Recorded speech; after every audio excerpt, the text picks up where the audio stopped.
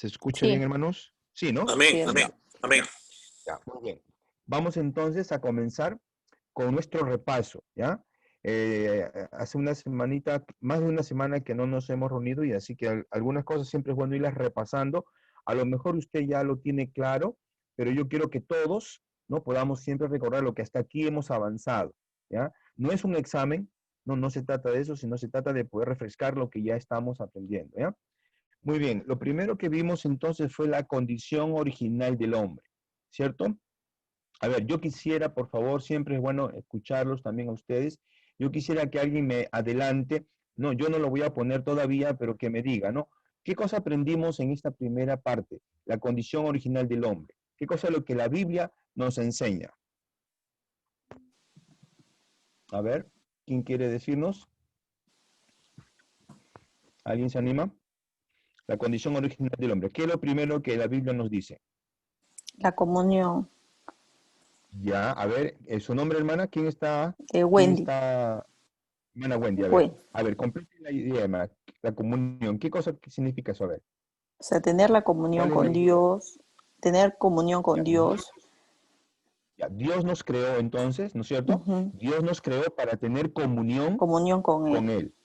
Ujú, con Muy bien, ¿no? límite. Dios nos creó para tener comunión con Él, ¿no? ¿Qué versículo nosotros tomamos para esa parte? ¿Con qué versículo podemos nosotros sustentar, respaldar esa afirmación? ¿Se acuerda?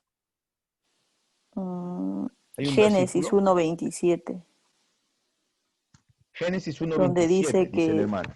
ujú, Ya, que Dios creó al hombre a su imagen, y ¿no? semejanza. A su Ujú, imagen Dios los creó, varón y hembra los creó. Muy bien, sí, ¿no? Correcto. Muy bien. Ahora, aparte de esta primera idea, muy bien, Dios, hemos sido creados por Dios para estar en comunión con Él. ¿Cuál era el otro punto que también vimos ahí, en la condición original del hombre?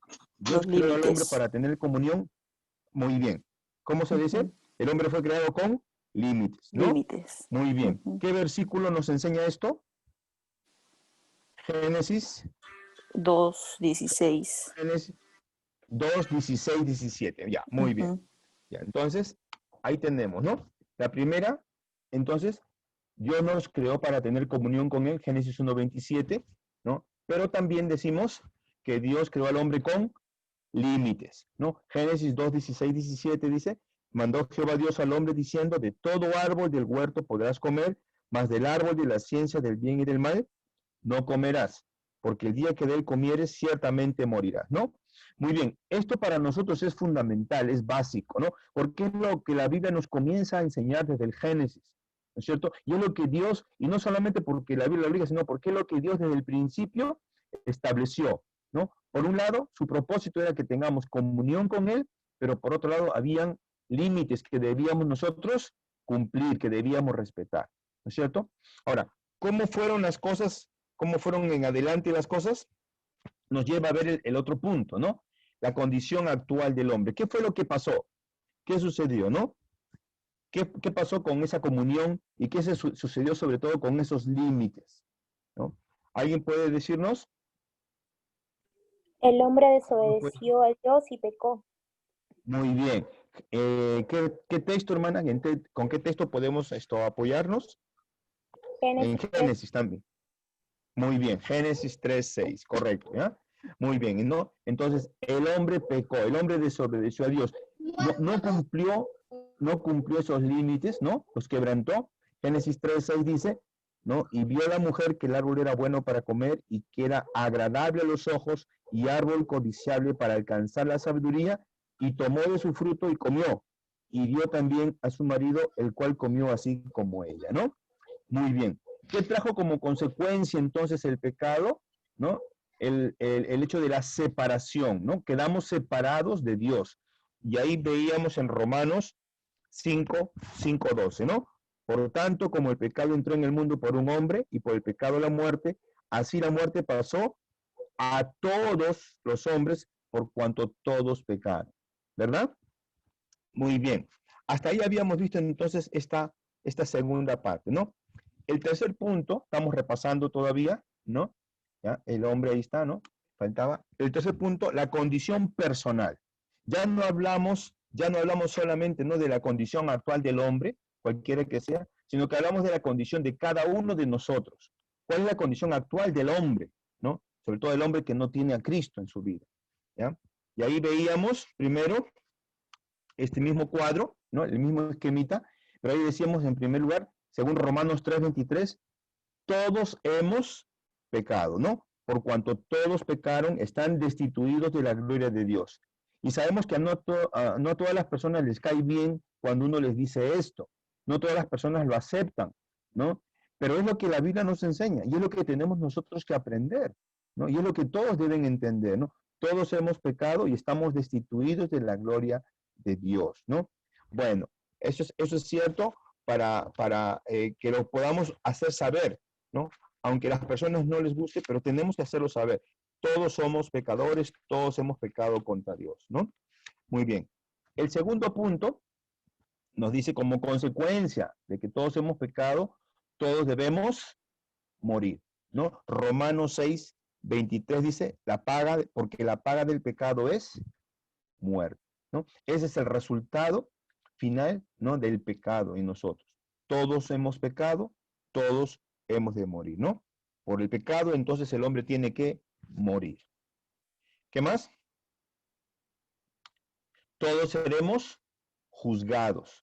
Hebreos 9:27, ¿no? Y de la manera que está establecido para los hombres que mueran una sola vez y después de esto el juicio, ¿no? O sea, lo peor podríamos decir, ¿no?, de lo que estamos pasando ahora en el mundo, ¿no? Este problema que nadie lo esperaba, ¿no?, del COVID-19. Lo peor no es tanto que la gente se esté muriendo, ¿no? Porque quizás esto es inevitable en muchos casos. Pero lo que sí es más grave, gravísimo, saber que muchas de esas personas que están muriendo ahora están pasando a la eternidad, pero en condenación, ¿no? Dice Hebreos 9:27, está establecido para los hombres que mueran una sola vez y después de esto el juicio, ¿no? Y cuando ellos vayan al juicio de Dios, ¿no? ¿Qué los podrá salvar? ¿Qué los podrá justificar?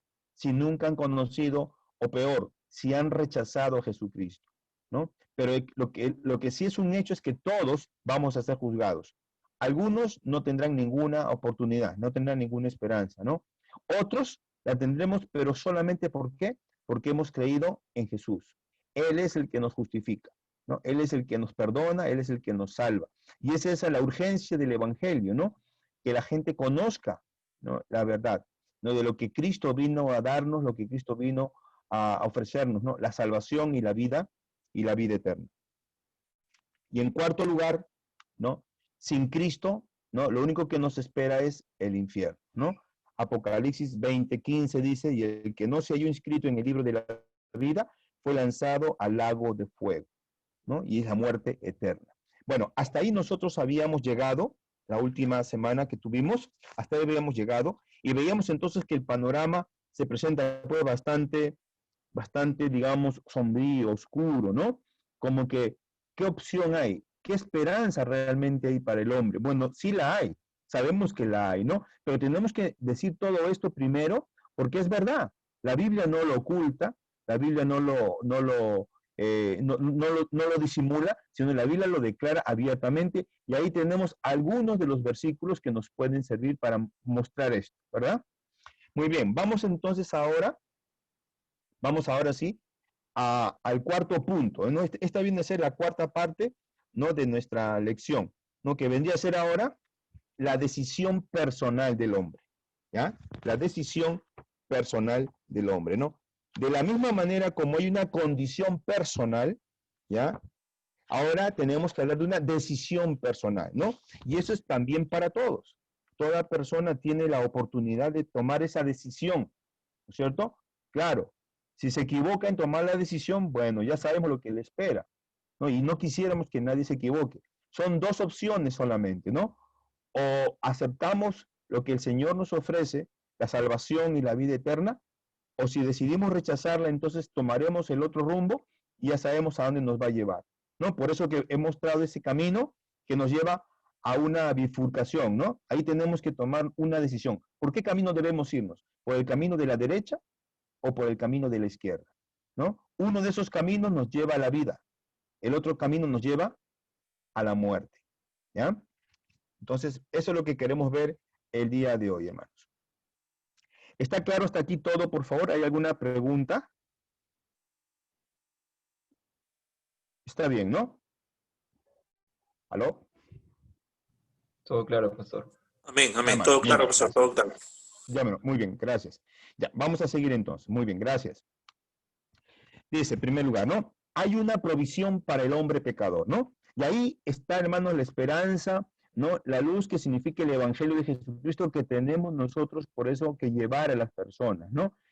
La primera parte, todo lo que hemos visto, suena muy oscuro, sí, ¿no? Es como que si fuera una mala noticia realmente, ¿no? Pero no todo es mala noticia. El Evangelio es una buena noticia. Y la buena noticia es lo que tenemos también nosotros que decirle a la gente, ¿no? Hay una provisión para el hombre pecador, dice, ¿no? Nosotros violamos la ley de Dios, pero Jesucristo pagó nuestra multa, ¿no? Entonces, esa es entonces parte de esta buena noticia que necesitamos ahora nosotros compartir con las personas, ¿no? Nosotros violamos la ley de Dios, la quebrantamos, ¿sí? Y hemos dicho que nadie puede decir que ha cumplido la ley porque todos la hemos incumplido, la hemos quebrantado de alguna u otra manera, ¿verdad? Todos todos por eso somos pecadores. Pero Jesucristo pagó nuestra multa, ¿no? Cristo, dice, no pecó ni una sola vez. Nunca violó la ley de Dios. Por lo tanto, no mereció la muerte, pero murió en la cruz por nosotros, ¿no? Como nuestro sustituto, para pagar el precio de nuestros pecados. Fíjense ustedes, ¿no? O sea, Jesucristo no era pecador, pero Él por nosotros, ¿no? Por nosotros se hizo, ¿no? Merecedor del castigo de la cruz como si fuera un pecador, ¿no? Y Él se puso en nuestro lugar para pagar el precio de nuestros pecados, ¿no? Por eso la muerte de Cristo en la cruz se llama la muerte sustitutoria, ¿no? Él no merecía estar ahí, pero Él estuvo ahí por nosotros, por nosotros. Y esto es, podríamos decir, este es el corazón del Evangelio, ¿no? Esta es la parte medular del Evangelio, ¿no? Cristo tomando nuestro lugar, ¿no? Para que nosotros podamos tener vida. Él no murió por nosotros para darnos vida. Dice Isaías 53, 5 al 6. Mas el herido fue por nuestras rebeliones, molido por nuestros pecados.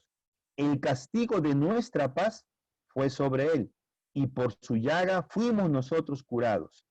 Jehová cargó en él el pecado de todos nosotros, ¿no? Qué claro el mensaje del profeta Isaías, ¿no? Y aunque sabemos que muchos lo rechazaron y muchos no entendieron, ¿no? Pero Isaías no estaba hablando solamente para la gente de ese tiempo, él estaba hablando para nosotros también, ¿no? Y él estaba hablando de ese Mesías, de ese Salvador, ¿no? Que vendría por nosotros a salvarnos, ¿no? Y eso es lo que muchos no hacen, no le entendieron, y por eso rechazaron. Ustedes saben que el pueblo de Israel, ¿no? A los profetas no los escuchaba, ¿no? Y lo rechazaban, y ellos tomaban su propio camino, ¿no? Sus propias decisiones, ¿no? Y perdían entonces esa gran oportunidad. También nos dice en el Nuevo Testamento, primera de Pedro 3:18, porque también Cristo padeció Cristo padeció una sola vez por los pecados, el justo por los injustos, para llevarnos a Dios, siendo a la verdad muerto en la carne, pero vivificado en espíritu, ¿no? El apóstol Pedro también entonces nos enseña, nos recuerda esta verdad que estamos aquí presentando, ¿no? Entonces, la muerte sustitutoria de Cristo por nosotros. Él nos sustituyó. Él tomó nuestro lugar. ¿Ya? Una vez más, entonces, nosotros violamos la ley de Dios, pero Jesucristo pagó nuestra multa. Cristo no pecó ni una sola vez. Nunca violó la ley de Dios. Por lo tanto, no mereció la muerte, pero murió en la cruz por nosotros, para pagar el precio de nuestros pecados. ¿Ya? Muy bien, y miren ustedes entonces nuestro diagrama, nuestro esquemita, cómo se va entonces armando, se va completando, ¿no? No sé si lo pueden ver, ¿no lo ven, parece? A ver, ¿se ve? ¿Se ve? ¿Sí se ve, hermanos? Sí. Se puede ver, ¿no? Ya, muy bien. Ya la parte de arriba ustedes ya la conocen, la hemos visto varias veces. La parte de la izquierda también la hemos estado repasando ahora, ¿no? A ver, aquí hay un mensaje, a ver, un ratito. La parte izquierda también la hemos estado viendo. Ya, muy bien, gracias. ¿No? Entonces, ya sabemos a dónde termina, ¿no? El hecho de que todos hemos pecado, todos morimos, todos seremos juzgados, y sin Cristo, el infierno, la muerte eterna, ¿no? Esa es la parte, la parte triste de esto, ¿no? Pero ponemos en el centro ahora a Cristo. Cristo tomando nuestro lugar, entonces, como acabamos de ver, ¿no? Cristo pagando nuestra multa, ¿no? Él que no pecó ni una sola vez, que nunca violó la ley de Dios, pero él que no merecía la muerte, pero murió en la cruz por nosotros, para pagar el precio de nuestros pecados, ¿ya? Entonces, esto es muy importante, ¿no es cierto? Es muy importante porque ahí entonces aparece Cristo, la obra perfecta que él hizo en la cruz del Calvario por nosotros, por todos los hombres. Cristo pagó el precio, ¿ya? Muy bien, sigamos. A ver. Ya. Número 2, dice, si usted o cualquier otro ser humano quiere ser salvo, tiene que hacer dos cosas, ¿no? Y esto es lo que nosotros tenemos que seguirle explicando a las personas, y nosotros mismos tenemos que estar convencidos y seguros de lo que hemos decidido hacer, ¿no es cierto? Dos cosas hemos tenido que hacer y dos cosas tenemos que decirle a las personas que quieren ser salvas. Primero, dice, tiene que huir de la ira venidera, el día del justo juicio de Dios, y sabemos que eso va a ser así. Dios, llegará el día en que Dios va a juzgar, ¿no?, a la humanidad, Dios va a juzgar a los hombres, ¿no es cierto? Pero si nosotros queremos escapar, si queremos huir de la ira venidera del Señor, ¿qué cosa tenemos que hacer? Tenemos que arrepentirnos, ¿no? Y ustedes muchas veces habrán notado que Jesús siempre, ¿no?, comenzaba llamando a los hombres al arrepentimiento. Y vamos a ver eso un ratito en nuestras Biblias, por favor. Ahí en sus Biblias, ustedes van a abrir un ratito. A ver. A ver, por favor, en el libro de Mateo, capítulo 4, versículo 17. A ver, un hermano, una hermana que lo lea, por favor. Mateo 4, versículo 17. Amén, hermano. Dice, desde A ver, entonces, ¿leo? sí, por favor, sí, siga, sí, hermana. Desde entonces comenzó Jesús a predicar y a decir, arrepentíos, porque el reino de los cielos se ha acercado. Muy bien. Cuando Jesús comenzó a predicar, ¿qué cosa es lo que le decía a la gente? Ahí lo que el hermano acaba de leer. ¿Qué cosa lo que le decía? Lo primero que le decía, Arrepentirse. arrepentíos, porque el reino de los cielos se ha acercado. Y eso entonces nos hace ver que lo primero es el primer paso que todos tenemos que dar. Nadie puede evitar esto. Lo primero que tenemos que hacer es arrepentirnos, ¿ya? Arrepentirnos, ¿no? Que no es otra cosa que, sino el reconocer, ¿no?, que somos pecadores, ¿no? El reconocer que no hay nada que podamos hacer para salvarnos a nosotros mismos, y el reconocer sobre todo, ¿no?, que necesitamos del perdón y de la gracia de Dios, ¿no? Dice, pero Dios, habiendo pasado por alto, perdón, Hechos 17, 30, 31, ¿no? Dice, pero Dios, habiendo pasado por alto los tiempos de esta ignorancia, ahora manda a todos los hombres en todo lugar que se arrepientan, por cuanto ha establecido un día en el cual juzgará al mundo con justicia, por aquel varón a quien designó, dando fe a todos con haberle levantado de los muertos. ¿De quién se está hablando ahí? De Jesucristo, ¿verdad? Y nos está diciendo entonces que llegará el momento, llegará el día, ¿no?, en que Dios, dice, ¿no?, va a juzgar a todos los hombres, ¿no? ¿Ya? Va a juzgar a todos los hombres, ¿no es cierto? Pero por eso el Evangelio anuncia, ¿no?, a todos los hombres, dice, ¿no?, en todo lugar, arrepiéntanse, arrepiéntanse, ¿no? Porque antes que llegue este día en el cual Dios juzgará al mundo, ¿no?, al mundo. Y Dios, que nos conoce, ¿no?, Él entonces nos dirá lo que realmente merecemos, ¿no? Si la vida o la muerte eterna, ¿no? Y lo único que nos podrá salvar, ¿no?, es el habernos arrepentido, el haber creído en Cristo, ¿no? Y eso es lo que vamos a tener que completar luego diciendo, ¿no? Pero esta primera parte, por favor, es sumamente importante, ¿ya? No se trata solamente de invitar a que las personas en un determinado momento, ¿no?, digan, bueno, voy a aceptar y voy a levantar mi mano, voy a pasar adelante, sino que ellos reconozcan sinceramente en su corazón, ¿no?, que han pecado contra Dios y que necesitan del arrepentimiento, ¿ya? Que no es otra cosa que un cambio total, un cambio, ¿no?, en su manera de ver la vida, un cambio en sus prioridades, ¿no es cierto? Entonces, eso es lo que tenemos nosotros que ayudar a que la persona primero comprenda. El arrepentimiento, entonces, es la primera cosa que tenemos que hacer. Dice también, ¿no? El arrepentimiento es confesar sus pecados a Dios, porque al pecar usted ofendió a Dios, y apartarse de ellos, ¿no? Fíjense que cuando decimos confesar, ¿no?, ¿a quién tenemos que confesar nuestros pecados?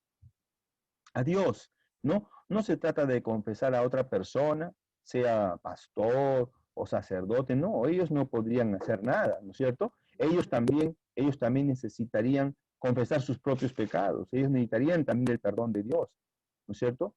Todos hemos ofendido a Dios, todos necesitamos confesar, pero cuando lo hacemos sinceramente, hay algo más que debe acompañar esa confesión. Dice, debemos apartarnos de ellos, ¿no? Porque si hay personas que dicen, yo confieso mi pecado, pero después vuelven a lo mismo, entonces es como que no hubieran hecho nada, ¿no? Acá lo que Dios espera es que nosotros, al confesar, decidamos en nuestro corazón apartarnos de lo malo, apartarnos del pecado, ¿no? Dice Proverbios 28:13, el que encubre sus pecados no prosperará, mas el que los confiesa y se aparta alcanzará misericordia, ¿no? Dios espera eso entonces de cada uno de nosotros, ¿no? Si hemos confesado nuestro pecado, nos tenemos que haber apartado, hermanos, para ya no volver a lo mismo. Dice también, sin querer apartarse de los pecados, sin un verdadero arrepentimiento, no hay salvación, ¿ya? Porque Dios resiste al soberbio, es decir, al que quiere seguir en su pecado, y da gracia para salvación al humilde, ¿no? O sea, si hay, ¿no?, una resistencia, si la persona no quiere apartarse de los pecados, no hay un verdadero arrepentimiento entonces, ¿no? O sea, no se trata de que hoy día confieso y después vuelvo a lo mismo, ¿no? Si fuera así, no hay salvación, ¿no? No pasó nada. Lo que Dios espera dentro del arrepentimiento es confesión y apartarse de ellos, ¿no? Santiago 4:6 dice, por eso Dios resiste a los soberbios y da gracia a los humildes, ¿no? Entendiéndose que el soberbio es aquel que quiere seguir en su pecado, ¿no? A lo mejor él ha confesado, pero sigue en su pecado. ¿Qué cosa es lo que tiene que hacer? Apartarse. Tiene que apartarse, ¿ya? Y eso es para todos una vez más, ¿no? Aquí nadie se excluye por eso. Aquí, como dicen, nadie tiene corona, ¿no? Todos necesitamos el perdón de Dios. Todos necesitamos primero reconocer que hemos pecado y por lo tanto necesitamos arrepentirnos, necesitamos confesar y necesitamos apartarnos. Muy bien. Sigamos. Segunda cosa. La primera cosa, entonces, hemos dicho, tenemos que arrepentirnos, ¿ya? Segunda cosa, tiene que venir a Cristo, dice. Tiene que poner su fe, su confianza total en el Señor Jesucristo, ¿no? Una vez que hemos decidido arrepentirnos, que hemos confesado nuestro pecado delante de Dios, una vez que nos hemos decidido apartarnos del pecado, tenemos entonces que luego poner nuestra fe. ¿En quién? En el Señor Jesucristo. Dice Romanos 3:21-22. Pero ahora, aparte de la ley, se ha manifestado la justicia de Dios, testificada por la ley y por los profetas. La justicia de Dios por medio de la fe en Jesucristo, para todos los que creen en Él. Fíjese usted, hermano, entonces, que la palabra es tan clara, ¿no? En este texto, en la enseñanza que nos da el apóstol Pablo, ¿no? Dice, la justicia de Dios se ha manifestado, ¿no? Testificada por la ley y por los profetas. ¿Por qué? Porque por ello sabemos que nosotros somos incapaces, ¿no? Inútiles para poder cumplir con lo que Dios estableció, con la ley que Dios nos dio. No hemos cumplido con la ley, no hemos obedecido al Señor, hemos transgredido los límites, ¿no? Hemos pecado contra Dios, ¿no? Y lo único que nos puede salvar es esa justicia de Dios por medio de la fe en Jesucristo. Por eso es que necesitamos nosotros creer en Él. Por eso es que necesitamos poner nuestra fe en Él, ¿no? Que no es otra cosa que nuestra confianza total en el Señor Jesucristo. Dice, exactamente como usted confiaría en un paracaídas si tuviera que lanzarse por la puerta de un avión, así tiene que confiar en el Señor Jesucristo, ¿no? Y eso es muy fácil de entender, ¿no es cierto? Ninguno de nosotros, si estuviéramos en un avión y necesitamos escapar porque seguramente el avión se va a estrellar, ¿no? No nos tiraríamos si no tenemos un paracaídas, porque sería lo mismo, ¿no? ¿No? Mejor nos quedamos en el avión, pues ¿qué vamos a hacer? No tendríamos oportunidad de salvarnos, ¿no? Pero si queremos salvar nuestra vida, ¿no? Si nos vamos a lanzar, tenemos que estar, ¿no? Seguros que tenemos un paracaídas, ¿verdad? Entonces, igual, ¿no? La confianza que tenemos que tener es en Jesucristo de la misma manera. Confianza, tener fe, significa que sabemos, creemos que Jesucristo nos salva, que sus promesas, que su palabra es verdadera, ¿no? Y que nuestros pecados han sido perdonados porque los hemos confesado, nos hemos apartado y ahora sabemos que Jesucristo tomó nuestro lugar ahí en la cruz. Él fue nuestro sustituto. Él nos perdona, Él nos salva, Él nos da vida eterna. Dice, porque un día de estos usted va a tener que pasar por la puerta de la muerte y si no tiene el paracaídas, si no tiene a Jesucristo, su destino final será en el lago de fuego, ¿no? Y esto, aunque a algunos no les gusta decirlo, pero tenemos que ser muy muy claros en decir las cosas, ¿no? No podemos adornar las cosas. La Biblia nos dice, ¿no? Que el que no está en Cristo, ¿no? Está condenado a muerte. Y la muerte no en el infierno, claro que sí, ¿no? Y entonces la única opción, la única posibilidad que nos queda es haber creído en Jesucristo, ¿no? Que viene a ser como el paracaídas que puede salvar nuestra vida. Tiene que creer en el Señor Jesucristo, dice, para ser salvo. Ahí está, ¿no? Dice Romanos 10, 9 al 10. Si confesares con tu boca que Jesús es el Señor y creyeres en tu corazón que Dios le levantó de los muertos, serás salvo. Porque con el corazón se cree para justicia, pero con la boca se confiesa para salvación. Y sabemos nosotros que, así como hay muchos textos en la Biblia, ¿no? Que nos afirman, nos reafirman entonces acerca de esta verdad, ¿no? El creer en el Señor Jesucristo. Y este es un versículo que debemos nosotros recordar siempre, ¿no? Si creemos en nuestro corazón que Dios le levantó los muertos, ¿no? O sea, creemos que Jesucristo tomó nuestro lugar en la cruz y sabemos que Él resucitó al tercer día, seremos salvos. Porque con el corazón se cree para justicia, pero con la boca se confiesa para salvación. Y eso tiene que ver, ¿no? Con esa confesión diaria. Cada día debemos confesar que nuestra confianza, nuestra esperanza está puesta en Jesucristo, ¿no? Sabemos que las pruebas, sabemos que las tribulaciones, la persecución y muchas cosas, hermanos, se van a levantar contra nosotros, ¿no?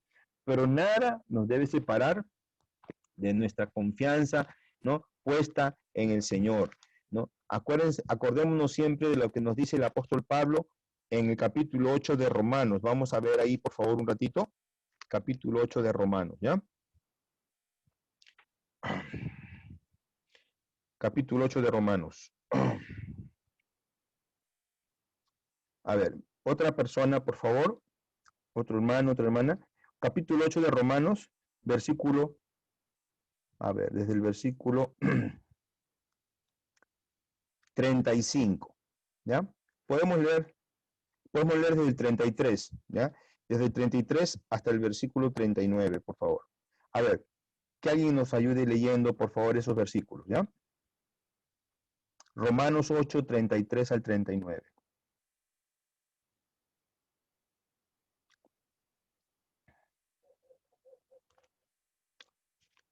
¿Alguien lo puede leer, por favor? Mamá. A ver, ya, escuchamos, por favor, la lectura. ¿Me escuchan? Amén, amén. Sí, hermano, adelante. Perfecto. ¿Quién acusará a los escogidos de Dios? Dios es el que justifica. ¿Quién es el que condenará? Cristo es el que murió, más aún el que también resucitó, el que además está a la diestra de Dios, el que también intercede por nosotros. ¿Quién nos separará del amor de Cristo? ¿Tribulación o angustia o persecución o hambre o desnudez o peligro o espada? Como está escrito, Por causa de ti somos muertos todo el tiempo, somos contados como ovejas de matadero.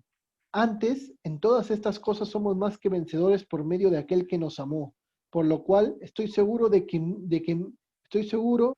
que ni la muerte, ni la vida, ni los ángeles, ni principados, ni potestades, ni lo presente, ni lo porvenir, ni lo alto, ni lo profundo, ni ninguna otra cosa creada nos podrá separar del amor de Dios, que es en Cristo Jesús, Señor nuestro. Amén. Miren ustedes, hermanos, qué importante este pasaje donde el apóstol Pablo nos enseña, ¿no? Algo que nosotros nunca debemos olvidar, algo que nosotros siempre debemos compartir con todas las personas, sobre todo con aquellas personas que están interesadas en conocer el Evangelio, ¿no? Que ellos sepan que una vez que una persona se ha arrepentido, una vez que la persona ha puesto su fe en Jesucristo, ¿no? La promesa del Señor es fiel, la promesa del Señor es segura, ¿no? Y como bien dice aquí el apóstol Pablo, ¿no? ¿Quién acusará a los escogidos de Dios? ¿Quién podrá acusarlos? ¿No? Seguramente, ¿no? El primero que lo va a querer hacer es Satanás, y siempre lo va a estar haciendo, porque eso sí les aseguro, Satanás siempre lo va a estar haciendo, ¿no? Y va a poner personas o circunstancias para que nosotros dudemos, pero no podemos dudar, no debemos dudar. Dice, ¿quién es el que condenará? Si Cristo no te condena, nadie lo puede hacer ya. Nadie lo puede hacer. ¿Ah? Cristo es el que murió, por eso dice. Más aún, el que también resucitó. Y esa es la seguridad que tenemos, ¿no? Esa es la convicción que debemos llevar en nuestro corazón. Cristo murió, sí, pero Él resucitó y Él vive. Y no solamente eso, dice, el que además está a la diestra de Dios, el que también intercede por nosotros. Por eso que cuando tengamos que ir ante el juicio de Dios, habrá uno que intercederá por nosotros. Habrá uno que será nuestro abogado. Habrá uno que nos defenderá, mejor dicho, ¿no? ¿Quién es? Jesucristo. Jesucristo.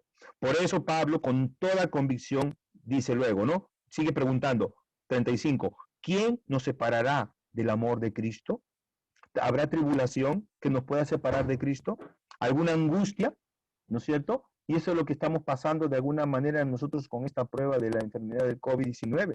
Hay angustia, ¿no? Hay incertidumbre. ¿Pero esto nos puede separar del amor de Cristo, hermanos? No, ¿no es cierto? Persecución, hambre, desnudez, peligro o espada, ¿no? O sea, algún peligro, alguna amenaza, alguna cosa.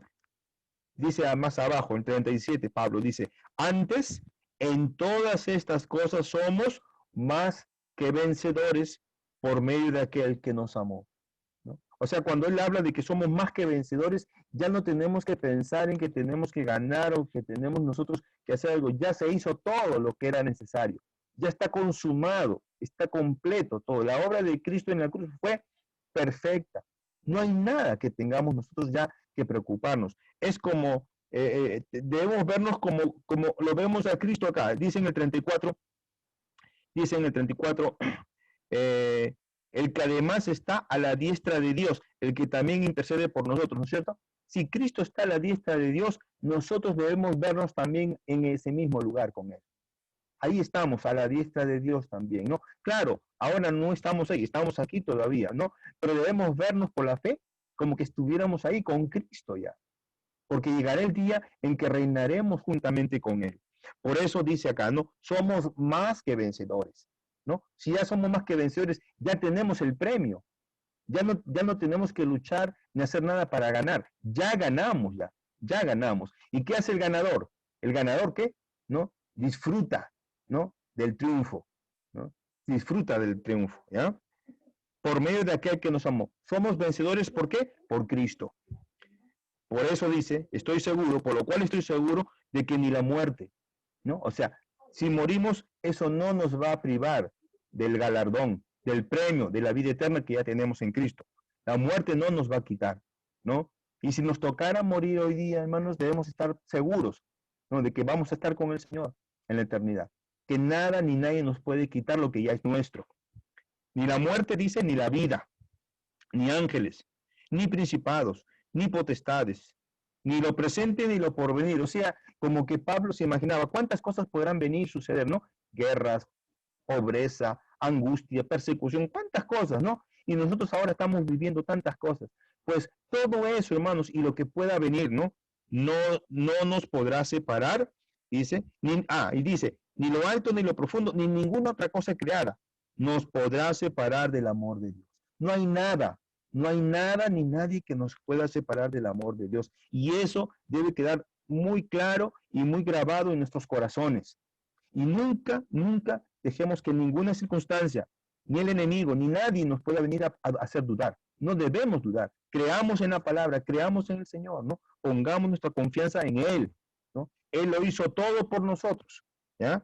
Por eso dice acá, nada nos podrá separar del amor de Dios, que es en Cristo Jesús, Señor nuestro. Ese es el evangelio que tenemos que anunciar, el evangelio que tenemos que vivir también, ¿no? El evangelio que tenemos que conocer y dar a conocer a los demás, porque lamentablemente tenemos que decir, a pesar de que se ha hecho tanto, la mayoría de la gente todavía no conoce, hermano. Hay mucha gente que no conoce y por eso que vemos tanta angustia, tanta desesperación, tanta tristeza, ¿no? Las personas no saben ya qué más hacer, ¿no? Se desesperan porque piensan que se acaba todo. No se acaba todo, no se acaba todo, ¿no? Para el Hijo de Dios, para los hijos de Dios, no, aún ni la muerte, estamos leyendo acá en la palabra, ni la muerte ni la vida, dice, ¿no? Por eso digo, si nos toca morir, no, morimos en Cristo, morimos en esperanza, morimos con la promesa de Dios, ¿no? Y es algo es algo que nadie lo puede cambiar, ¿no? Algo que nadie lo puede cambiar, porque esto es palabra de Dios. Dios lo promete y Dios lo cumple. Muy bien, sigamos. Tenemos entonces en nuestro cuadro dos cosas importantes que tenemos que hacer. Cristo ya pagó el precio. Estamos en el lado de la derecha ahora, ¿no? Se ve, ¿no? Ya. Por un lado tenemos el arrepentimiento, que hemos dicho, ¿no? Que implica, ¿no? Confesar y apartarse del pecado. Confesar nuestro pecado a Dios y apartarnos del pecado, ¿ya? Apartarnos para ya no volver a lo mismo, ¿no es cierto? El que se ha arrepentido es una persona que ya no va a volver a lo mismo. Si antes estuvo, ¿no? Haciendo tal o cual cosa, eso ya no lo va a volver a hacer, ¿no? Cualquiera que sea el pecado, ¿no? Y cada día el Señor y el Espíritu Santo nos ayudan para darnos cuenta de cuántas cosas necesitamos seguir arrepintiéndonos, porque seguramente hay cosas que nos hemos olvidado. Pero cuando le decimos, Señor, yo me arrepiento, perdóname, es para que nosotros ya no lo volvamos a hacer. Por eso, confesamos y nos apartamos.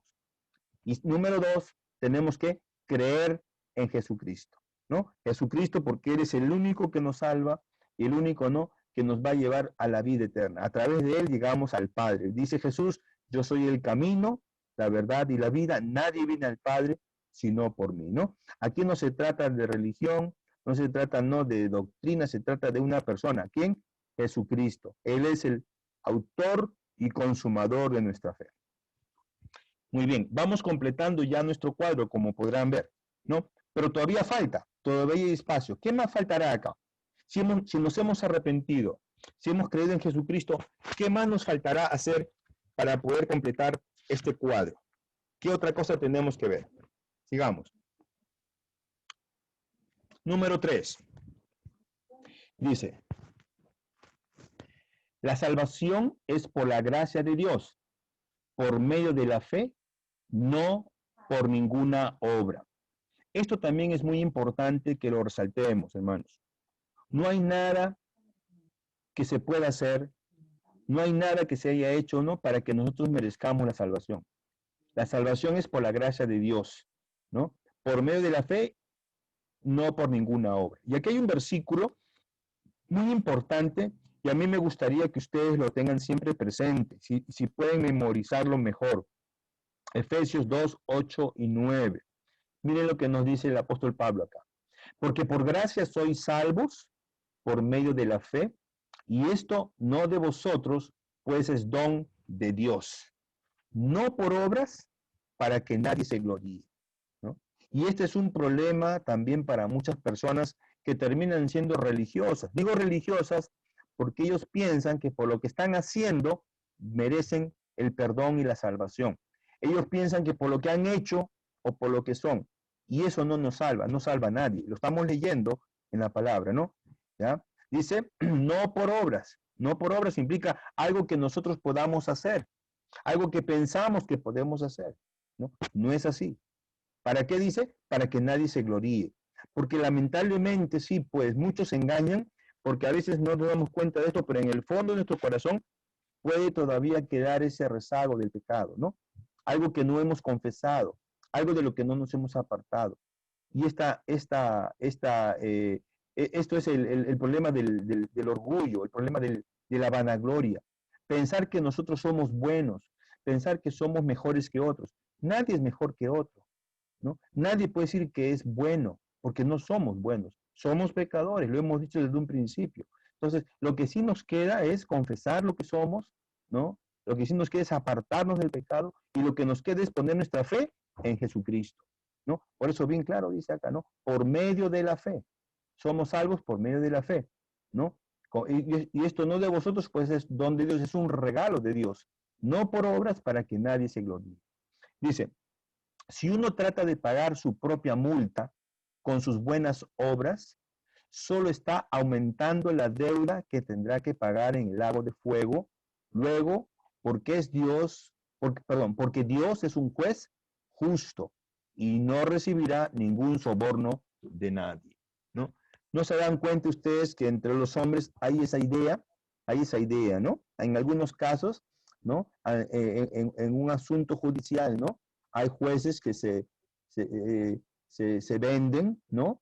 Por un soborno y ellos aceptan entonces, ¿no? Y ellos no hacen justicia, ¿no? No hacen justicia, ¿no? Y dan una sentencia injusta. Entonces, eso no pasa con Dios, nunca va a pasar con Dios, porque Él es juez justo, ¿no? Y Dios sabe entonces que si somos pecadores, si no nos hemos arrepentido y no nos hemos apartado y no hemos creído en Jesucristo, pues estaremos condenados, ¿no? A pagar en el lago de fuego, ¿no? Dice Romanos 4, 4, 5. Pero al que obra, no se le cuente el salario como gracia, sino como deuda. Mas al que no obra, sino cree en aquel que justifica al impío, su fe le es contada por justicia, ¿no? O sea que si tú confías en lo que tú haces, en lo que has hecho, ¿no? Lo que piensas hacer o en lo que eres, si estás confiando en eso, pues eso, ¿cierto? No te va a servir de mucho, ¿no? No te va a servir, porque dice acá, al que obra, no se le cuente el salario como gracia, sino como deuda, ¿no? Y tú con lo que hagas, no vas a poder pagar tu deuda. Con lo que tú pienses hacer, ¿no? O lo que tú crees que eres, no vas a poder pagar tu deuda, ¿no? Y como no vas a poder pagar tu deuda, vas a tener entonces, ¿no? Al final vas a encontrar, ¿qué cosa? Condenación. Pero si tú no crees en aquel que justifica, en aquel que hizo una obra perfecta, en Jesucristo, entonces tu fe, ¿no? Será contada por justicia. ¿En quién tenemos que poner nuestra confianza entonces? En Jesucristo. Y solamente en Jesucristo. En nadie más. En nada más, ¿no? Dice, las buenas obras, y miren, buenas obras entre comillas, ¿no? Del que está tratando de salvarse a sí mismo, son como trapos de inmundicia, ¿no? Y aquí la idea en la traducción es trapos de un leproso delante de Dios, ¿no? O sea, los trapos de un leproso no servían para nada, eran una cosa inmunda.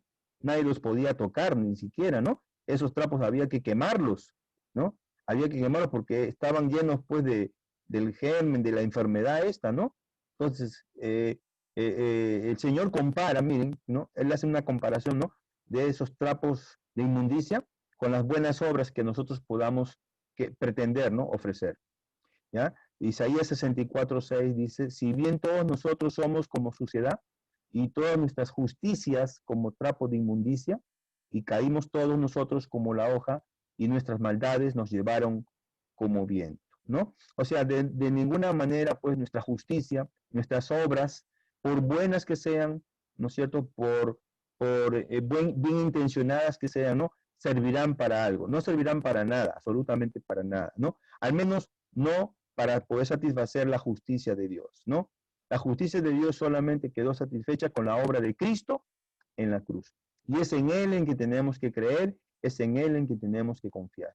Y es eso lo que tenemos que decirle a las personas, ¿no? Porque si ellos confían, ¿no?, en otra cosa que no sea en Cristo, entonces estarán perdidos, ¿ya? Miren que cualquier otra cosa que no sea Jesucristo, estarán perdidos, estoy diciendo, ¿no?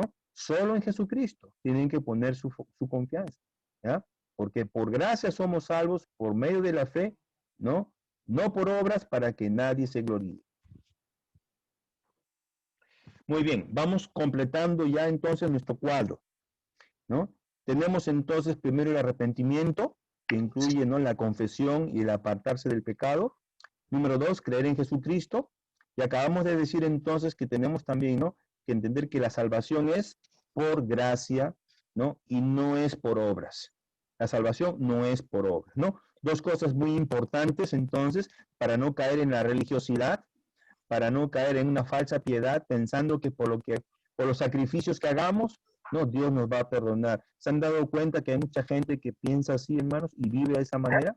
Y dicen, no, pero yo he sido toda mi vida, he sido una buena persona, yo toda mi vida, ¿no?, he hecho esto y he hecho esto otro, ¿no? Y Dios sabe de esto. Y ellos se están justificando por sus buenas obras.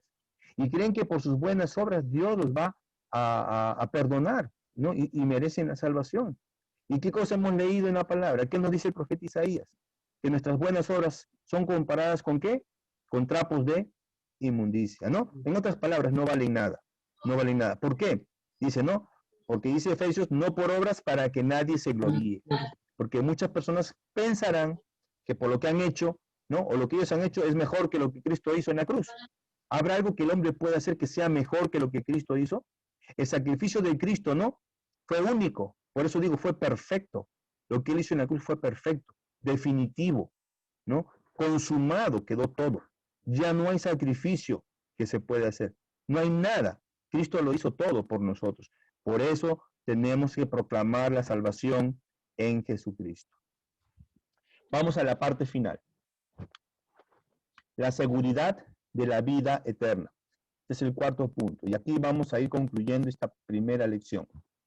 Dice, una vez que nos arrepentimos, hemos dicho lo primero, ¿no?, confesamos nuestros pecados y nos apartamos de ellos, y creemos en Jesucristo, número 2, tenemos el perdón de pecados y la vida eterna. O sea, vida por una eternidad, ¿no? Ese es el resultado, ¿no?, de la salvación, del creer en Jesucristo. Tenemos el perdón de pecados y la vida eterna. Preste atención al tiempo verbal de las conjugaciones en el siguiente pasaje. Vamos a leer en Juan 5, 24. Dice, de cierto os digo, el que oye mi palabra y cree al que me envió, tiene, en el presente, tiene vida eterna. Y no vendrá, eso es futuro, ¿no es cierto? Y no vendrá a condenación, mas ha pasado, en el pasado, ¿no?, eso ya fue, mas ha pasado de muerte a vida. ¿Ya? Entonces, eso es lo que Dios hace en nosotros. Ese es un cambio total, ¿no? Y esa es la promesa de la salvación de la vida eterna, ¿no? Dios cambia lo que era para nosotros antes condenación, se convierte ahora, ¿no?, en vida eterna, ¿no? Por eso Jesús dice, ¿no?, yo he venido para que tengan vida y vida en abundancia, ¿no? Esa es la vida que él de eso estaba hablando, ¿no? Pero era necesario entonces que el hombre creyera en él, que el hombre se arrepintiera primero. El cristiano tiene ya en este momento la vida eterna y nunca jamás vendrá la condenación del infierno porque ya pasó de muerte a vida. Esto es muy importante también, hermanos. Si usted hermano, usted hermana, ¿no?, ya ha conocido ya, ¿no?, de lo que es el evangelio, usted ya conoce de lo que es el arrepentimiento, usted ha creído en Jesucristo, ¿no?, tus pecados han sido perdonados, tú ya tienes la vida eterna. Y repito, no dejemos que nada nos haga dudar. No dejemos que ninguna circunstancia que nos toque vivir nos haga pensar que eso va a cambiar. Eso no puede cambiar, ¿no? Ya tenemos la vida eterna, ¿no? Nunca jamás vendremos a la condenación del infierno porque ya hemos pasado de muerte a vida, ¿ya? Es más, la palabra nos dice, ¿no?, que nuestros nombres han quedado escritos en el libro de la vida, ¿no es cierto? Eso está en Apocalipsis. Juan habla de eso también, ¿no es cierto? A ver si lo podemos leer un ratito ahí, ¿ya? A ver, ¿dónde está? en Apocalipsis, a ver, estoy en el versículo donde está, Apocalipsis capítulo 3, Filadelfia, ¿no? A ver, escribiré ya. No, acá no es. A ver, Apocalipsis No, acá no es. A ver. Tengo acá el versículo. A ver, un momentito. Está en el versículo, el árbol de la vida. Ya, eso es en el 2:7. El que venciere le daré a conocer, le daré a comer del árbol de la vida, el cual está en medio del paraíso. Ya, no, el que venciere no sufrirá daño de la muerte segunda. El mensaje a Pérgamo, el que venciere daré a comer del maná. Ya, el Tiatira dice, a ver, un conocido, ya, en el mensaje a Sardis. Y no borraré, en el capítulo 3, el versículo 5, ahí está, dice, a ver, ¿quién lo lee? Otra persona que lo lea, en el 3:5, por favor, ¿ya? 3:5 de Apocalipsis, a ver, por favor, ¿alguien nos ayuda?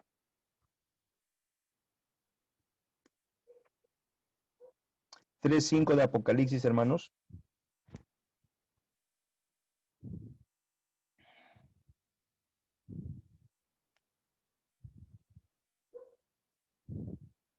A ver, ¿quién lo lee? Versículo 5 dice, el que venciere será vestido de vestiduras blancas, y no borraré su nombre del libro de la vida, y confesaré su nombre delante de mi Padre, y delante de sus ángeles.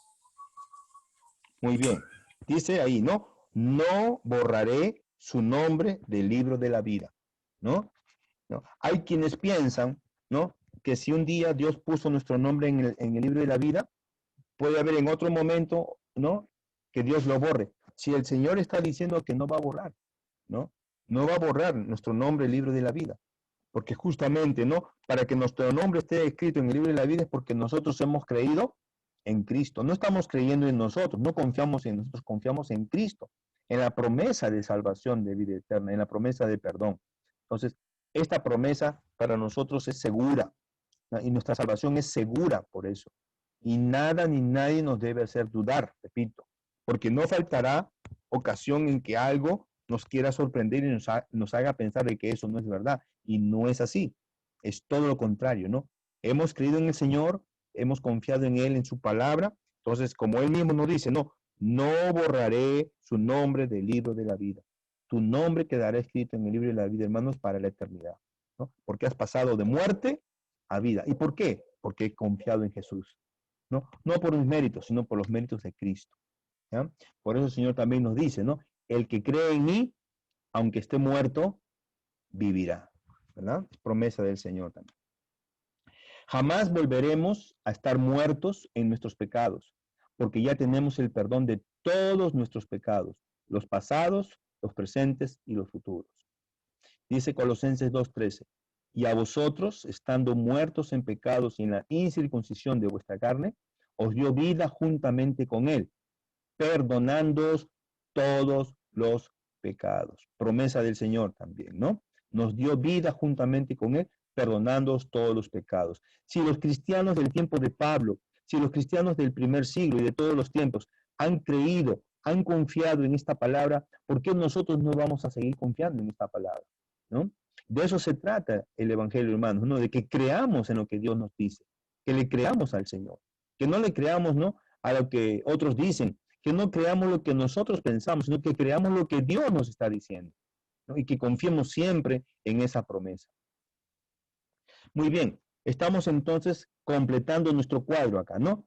Tenemos finalmente entonces la vida eterna, ¿no? Eso es lo que Dios nos quiere dar. Ahora, ¿se dan cuenta ustedes el balance que hay acá? ¿No? Cristo pagando el precio en el centro, y por un lado está entonces la opción de la muerte eterna, y por otro lado está la vida eterna. ¿Quién decide cuál es nuestro destino final? ¿Quién decide? Cada uno. Cada uno no decide lo que va a hacer con la oferta que Cristo nos hace. Cristo está delante de todos entonces ofreciéndonos salvación y vida eterna.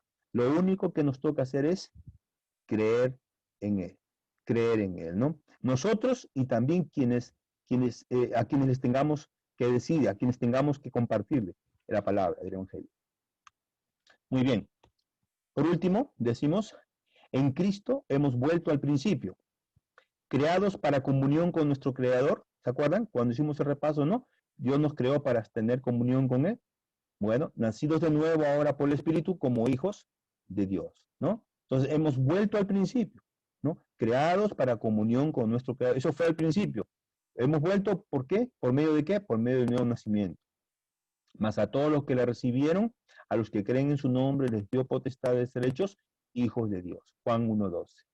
De modo que si alguno está en Cristo, nueva criatura es. Las cosas viejas pasaron y aquí todas son hechas nuevas, ¿no? Nuevamente estos textos nos hacen ver entonces que hemos vuelto al principio, ¿no? Lo que Dios quiso desde el comienzo, ¿no? Nos creó para tener comunión con Él, ¿no? Y nosotros hemos vuelto a ese punto, ¿sí? A través de Jesucristo, a través del nuevo nacimiento. ¿Qué nos falta completar? ¿Qué nos falta decir? El Señor Dios Todopoderoso reinará junto con las naciones que hubieren sido salvas. Eso es parte, hermanos, ¿no? De lo que nos espera en la vida eterna, ¿ya? Vamos a reinar junto con Cristo. Dice Apocalipsis 21, 22 al 27. Y no vi en ella templo, porque el Señor Dios Todopoderoso es el templo de ella y el Cordero.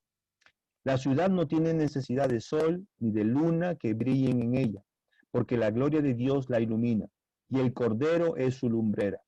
Y las naciones que hubieren sido salvas andarán a la luz de ella, y los reyes de la tierra traerán su gloria y honor a ella. Sus puertas nunca serán cerradas de día, pues allí no habrá noche, y llevarán la gloria y la honra de las naciones a ella. No entrará en ella ninguna cosa inmunda o que hace abominación y mentira, sino solamente los que están inscritos en el libro de la vida del Cordero. Apocalipsis 21, 22, 27. Ese es nuestro destino. Es eso lo que Dios nos va a dar, hermanos. Eso es nuestro.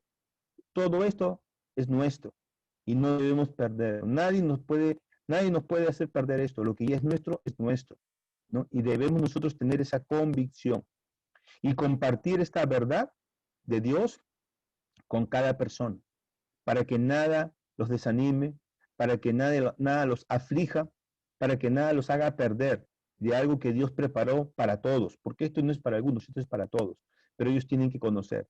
Y nosotros estamos ahora en condiciones de poder entonces decirle las cosas como son. Después dice, me mostró un río limpio, vamos terminando ya. El reino de Dios, el reino eterno de Dios será establecido en base a la santidad, ¿no? Dice ahí. Después me mostró un río limpio de agua de vida, resplandeciente como cristal. No sé si usted se puede imaginar, pero al leer esto, uno puede tratar de imaginarse, pero ni aún la imaginación nos ayuda mucho, ¿verdad? Dice que salía del trono de Dios y del Cordero. En medio de la calle de la ciudad, y a uno y otro lado del río, estaba el árbol de la vida, que produce 12 frutos, dando cada mes su fruto. Y las hojas del árbol eran para la sanidad de las naciones. Y no habrá más maldición, y el trono de Dios y del Cordero estará en ella, y sus siervos le servirán y verán su rostro, y su nombre estará en sus frentes.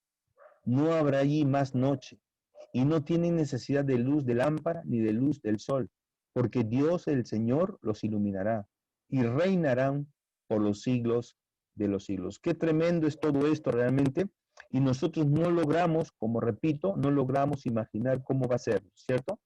Pero leerlo, imaginarlo nos llena de gozo y de expectativa, ¿no? Y anhelo por poder estar ya con el Señor. Dios Todopoderoso, ¿no? Reinará, ¿no? Las naciones salvas con Él, lo que acabamos de leer, ¿no? El reino eterno de Dios, ¿no? Se establecerá eternamente en base a la santidad. Muy bien, hasta aquí hemos llegado a esta primera parte, hermanos. ¿Ya? Vamos a dejar de compartir la pantalla. Hemos llegado hasta esta primera parte y vamos a continuar. ¿Ya? Vamos a continuar. Esto creo que la hermana estaba llevando la cuenta de las fechas y estábamos comenzando, creo, ya el cuarto mes, ¿no? Miren, o sea, más o menos 3 meses nos ha tomado esta primera parte, ¿no es cierto? Pero qué bien que hemos podido